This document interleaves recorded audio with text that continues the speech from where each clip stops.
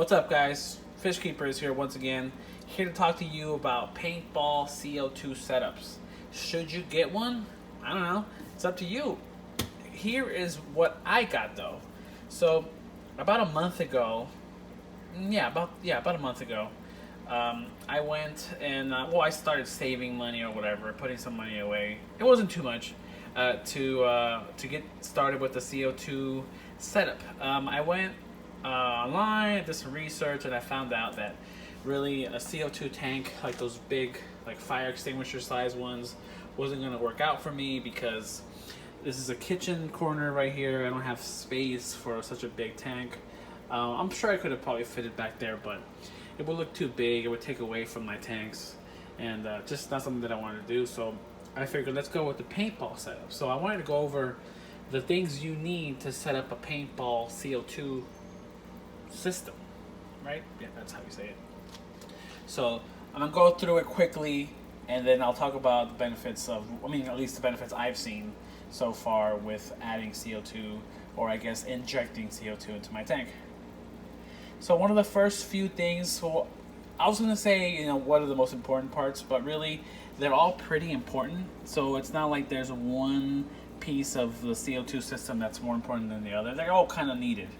Because this is kind of like the bare minimum setup that you would start with. So I'll start up with the tank. I got a 20-ounce tank. Actually, I got two of them. I got them for cheap on OfferUp for about $10 each. They were brand new, never before used. They're about that tall. You can't really tell. They're probably about like, I don't know, maybe 10, 12 inches or whatever.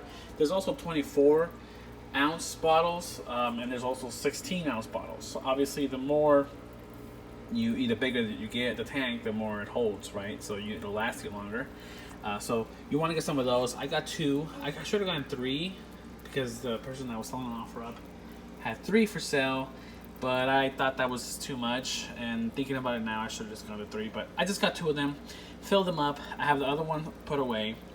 After that, you will need a CO2 regulator, and preferably get one with the solenoid, and we'll talk about that in a little bit. I went with the Aquatech Mini, Aquatech of California. I got it from eBay. They shipped it out really quick, got it here, installed it, everything. It was really good. You can also get it on Amazon, but I think they're a little more expensive on Amazon. On eBay, they're a lot cheaper, or maybe a few bucks cheaper, but it's not that bad.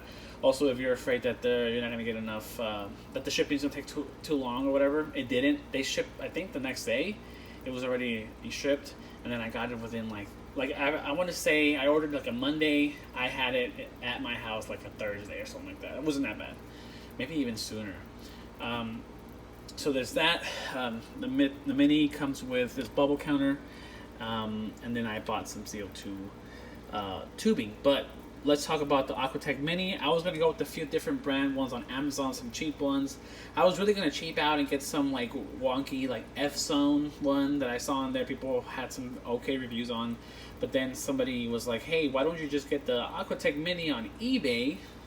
It's cheaper than the Aquatech Mini on Amazon. And that pretty much put it to the same price point as the cheap one I was going to get on Amazon. So I was like, well, I'll just go with the one that has the most reviews, which is Aquatech.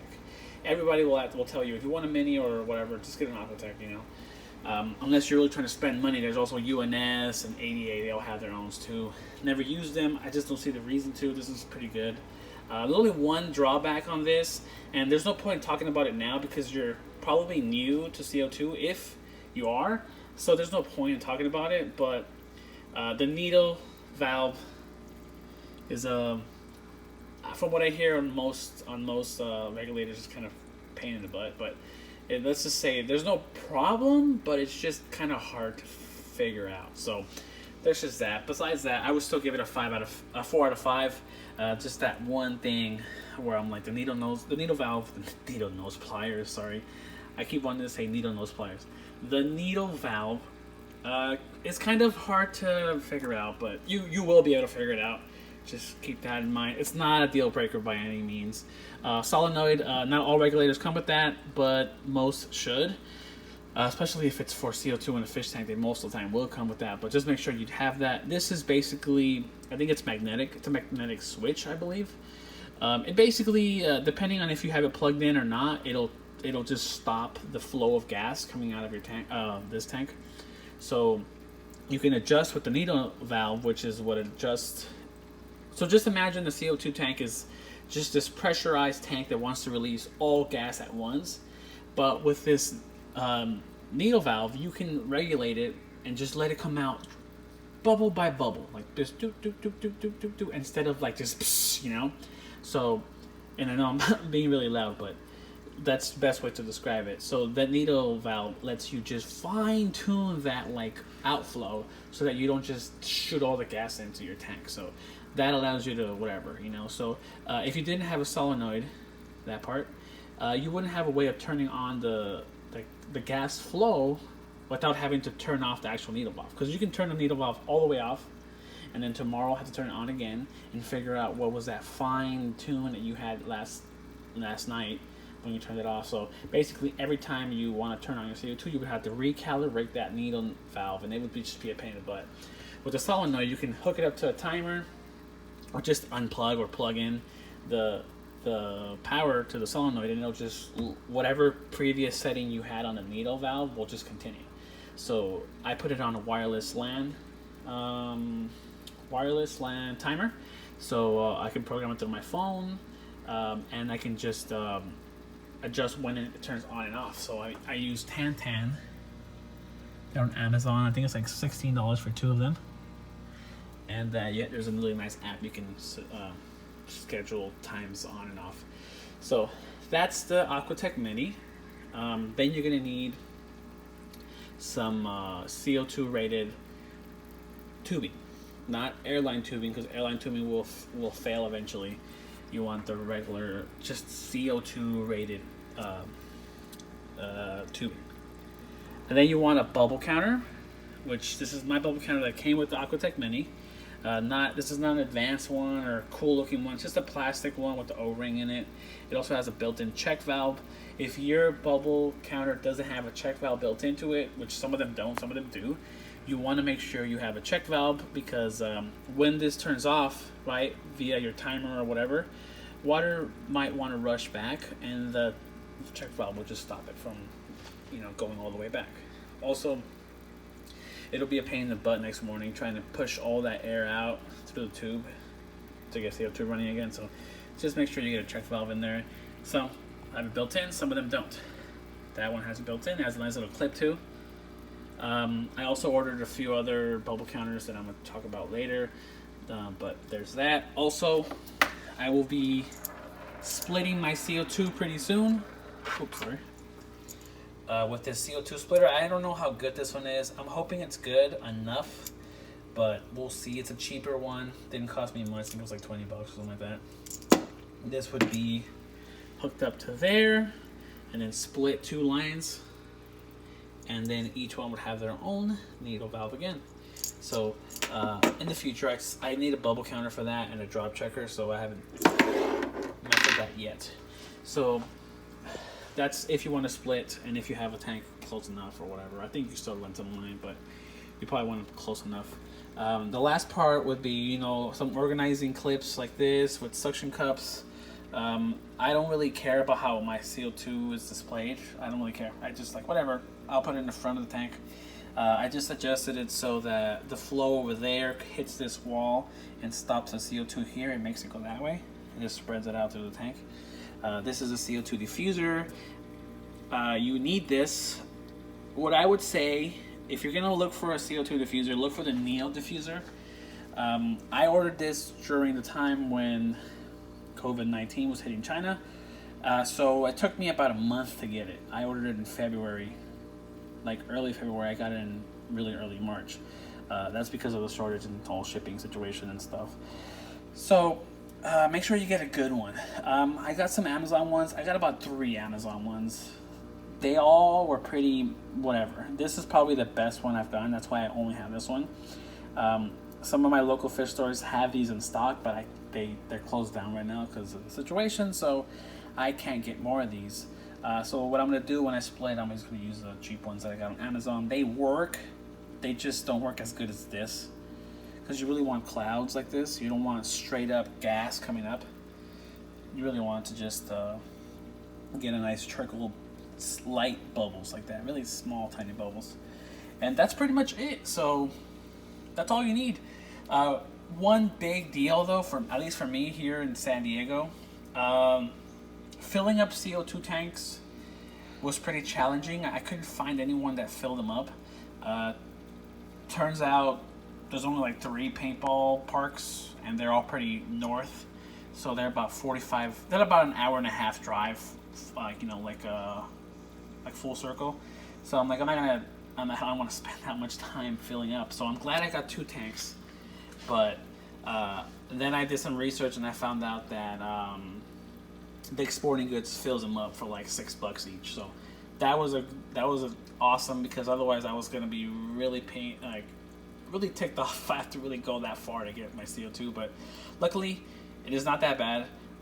Like I said, Dick's Sporting Goods will refill your tank. They also sell tanks online, but they only ship it to you, and it's going to be not filled. And they don't carry them in the store, or in a lot of stores at least. So make sure if you go to Dick's Sporting Goods planning to buy a CO2 tank, that they actually do carry CO2 tanks in the store, because a lot of them don't anymore because of laws. But I guess that's only California, because that might not be like the same in Texas or something like that. So for us Californians, it's going to be a pain in the butt to refill, especially small tanks. If you have a giant like 20-pound tank, or like a fire extinguisher tank, you can get that filled up anywhere really where they fill up tanks. It's just for little tanks, they don't deal with that. They're like, we're not going to deal with toy tanks or whatever, you know. So really want to try to make sure you know where you're going to get your CO2 before you start this off. So this is the only probably negative to having a CO2 paintball setup, besides obviously it being less than the big fire extinguisher sizes or whatever. Is so the traveling of finding a place to fill your CO2, unless you have a lot of paintball parks all over the place and where you live, then you can just go to those, but they're pretty cheap. So that's it. Tanks. And also, if you're gonna get a paintball setup, I recommend getting more than 1 tank, just in case. That way you can fill both up. And if one, like if you like lost track of how much time you had on that tank, and you're like, oh man, it just ran out, Jesus, you at least you know, like, oh, I have another one, and I'll just fill up both of them together or whatever. So I would definitely recommend that. Neo Diffuser, try to go with that. There's also better brand ones like UNS and stuff. I don't know how good they work, so I don't know. And they're also like triple the price or double the price, so yeah. This one's good enough. It's been doing wonders for my tank. Right now, my plants aren't doing so good on this side, which happens to be the red side, and then they're all orange over there. And that's because my light has to be cleaned out. It's like one side is dirty. You can see right there. Look how dirty that is. And then this side, it's clean. So I'm getting more growth from the left side than the right side.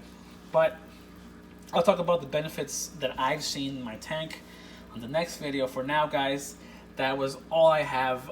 DIY paintball setup. Well, it's not really DIY actually. Pressurized paintball setup. That's how you do it. Get yourself a tank, a couple tanks.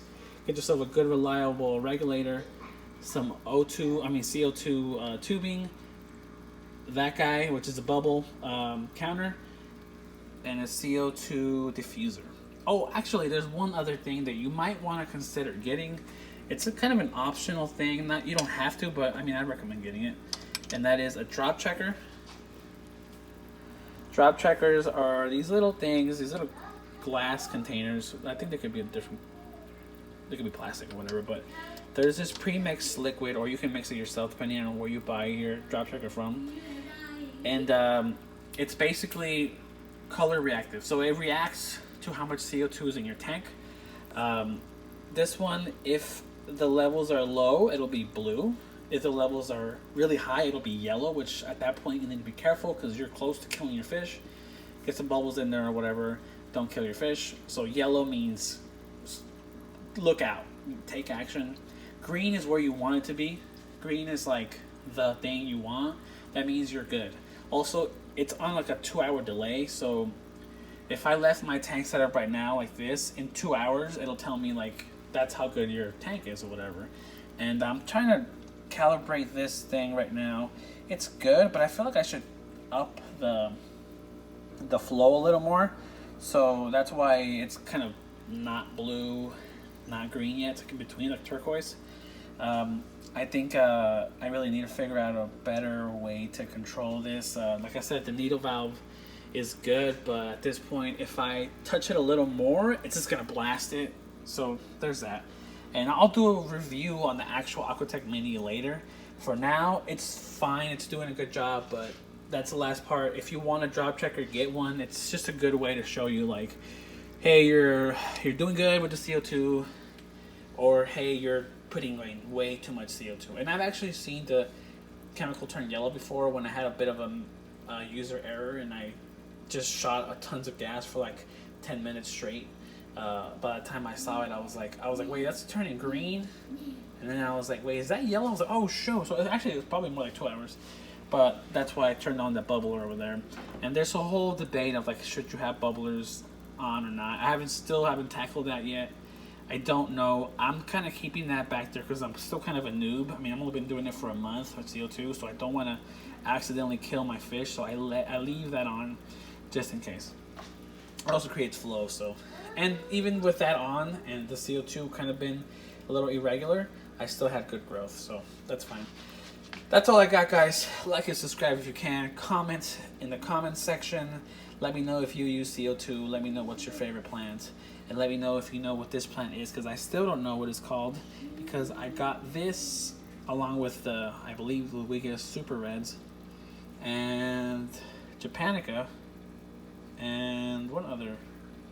No, that's it. Those 3 plants, I got them in a raffle at a local fish meetup. So I don't know the names or anything like that, and I kind of want to know. So if you guys know what this is called, what this plant is, let me know. It's really nice and red, and the tips are yellow, and the base is green. It's really nice. All right, guys, later. Look at that baby. Peace.